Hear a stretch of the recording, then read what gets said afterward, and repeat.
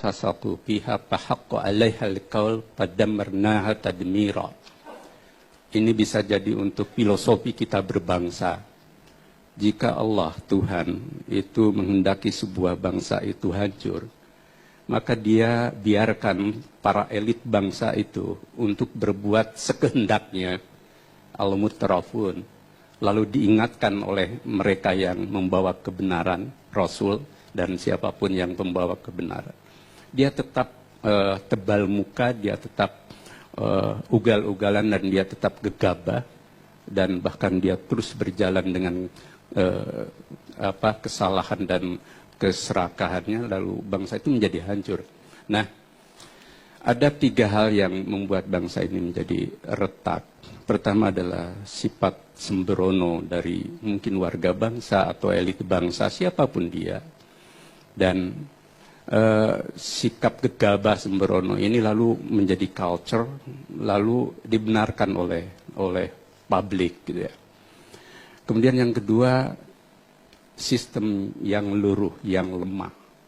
Jadi sistem tidak lagi sistem hukum, sistem politik, kemudian tidak bisa lagi tegak di atas mana yang benar, mana yang salah. Semuanya menjadi serba abu-abu. Lalu terjadi suasana yang uncertainty, ketidakpastian. Dan ketiga, value. Nilai-nilai kita berbangsa yang disampaikan Pak Zul itu tidak dipahami, tidak dihayati, cuman dihafal. Pembukaan UUD 45, Pancasila, kemudian semangat para pendiri bangsa itu ya lewat hanya sekedar hafalan dan tidak menjadi value. Tapi kami optimis karena arus besar kita ini sebenarnya masih ada dalam sebuah semangat untuk bersama. Bung Karno bilang Indonesia akan tetap tegak ketika ada gotong royong. Bung Hatta bilang ketika kolektivitas itu menjadi napas gerakan hidup kita, dan hampir semua tokoh bangsa yang punya jiwa negarawan mewariskan nilai-nilai itu. Tinggal maukah kita semua termasuk yang hadir di ruangan ini untuk menyerap nilai itu dan mempraktekannya dalam kata, bukan dalam retorika. Kalau sejauh ini sudah mau belum, Pak? Itu berpulang pada hati, tidak usah pakai nurani, nanti jadi hanura. Jadi Pak Wiranto. Pada hati dan kalbu masing-masing gitu ya. Pakai juga boleh gitu ya. Pada hati nurani masing-masing. Jadi ya.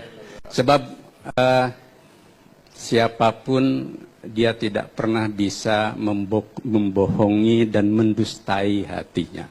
Nah, tinggal begini.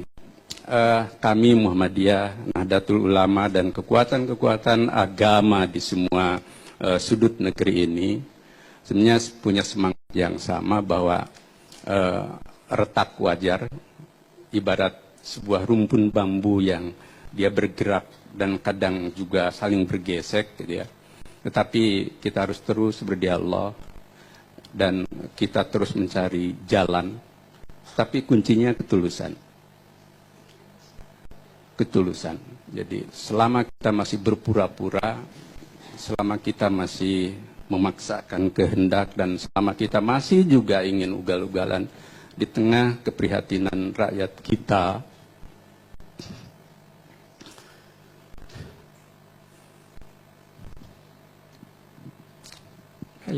ya, tepuk tangan untuk Pak Haidar Nasir. Ya, kita bisa merasakan, Pak.